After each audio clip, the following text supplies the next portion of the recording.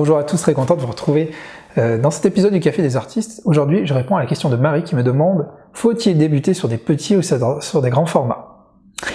Très intéressant, très intéressant. Je vais vous donner mon avis là-dessus, qui est loin d'être le plus unanime, hein, parce qu'on a tous des avis différents, je me suis rendu compte en échangeant avec d'autres artistes peintres. Et voilà, je vais vous donner ma version et mon avis à moi, ce qui m'a aidé en tout cas. Quand j'ai commencé, ce qui m'a lancé dans la peinture, c'est un sublime tableau d'un rouge carmin que j'ai vu, qui devait bien faire 1 mètre par 1 mètre, peut-être mettre, ouais, 1 mètre par 1 mètre. Et tout de suite, comme un enfant, je me suis dit, je veux arriver à refaire ça, je veux arriver à faire un tableau aussi grand. Donc j'ai acheté un grand châssis. Ça a été la catastrophe, j'ai rien réussi à faire, j'ai pas réussi à m'exprimer. Et bien sûr, ce qui me paraissait simple à faire est devenu horriblement compliqué.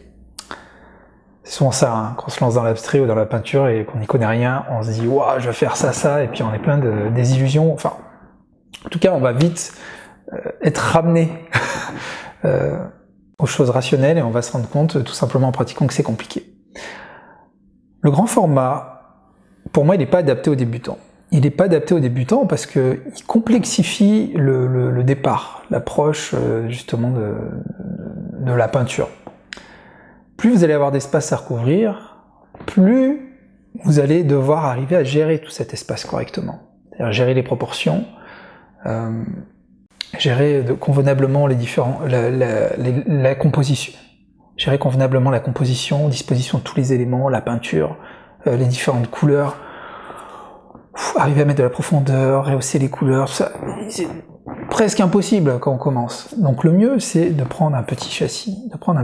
Déjà, ça dédramatise le passage à l'acte, parce qu'on se dit, oulala, il faut pas que je me plante, faut pas que je me trompe, là je suis sur un grand châssis, j'ai pas le droit à l'erreur. Parce que le châssis m'a coûté un certain prix, et puis parce que ça prend de la place, donc j'ai pas le droit à l'erreur. On se met une pression inconsciemment. Alors que le petit format, vous achetez un lot de petits formats, vous dites, bon, je le rate. Au pire, comme je vous l'ai toujours expliqué, un coup de gesso, on laisse sécher, on recommence.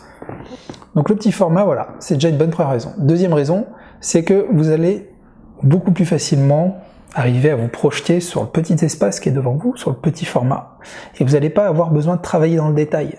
Vous allez être un peu plus grossier sur vos mouvements ou autres, et du coup, ça va faire dédramatiser le passage à l'acte. Vous allez remplir votre tableau plus facilement, et voilà.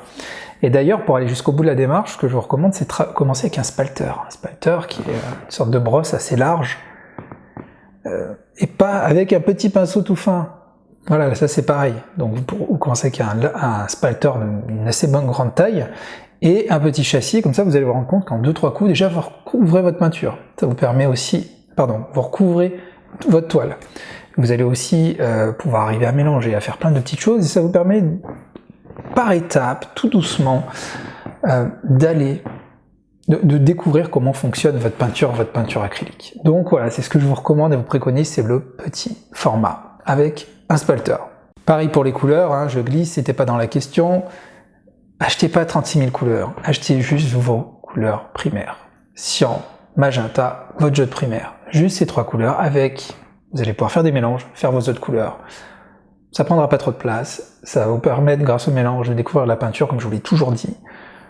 Donc voilà, faites les choses simplement. Juste ces 3 couleurs, et aussi les teintes du blanc et du noir, pour arriver justement à assombrir, à saturer, à désaturer, à assombrir, à faire vos ombres. Voilà. Mais c'est tout, matériel simple dès le début. Et petit châssis. Voilà Carole, j'espère bien avoir répondu à cette question. N'hésitez pas à cliquer sur le pouce bleu si vous aussi ça vous a aidé, si vous appréciez cette vidéo, et vous pouvez me poser votre question en description.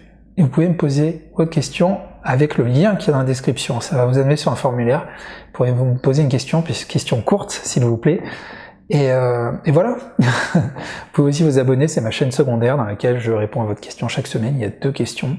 En tout cas je vous remercie, je vous dis à très bientôt pour une autre vidéo.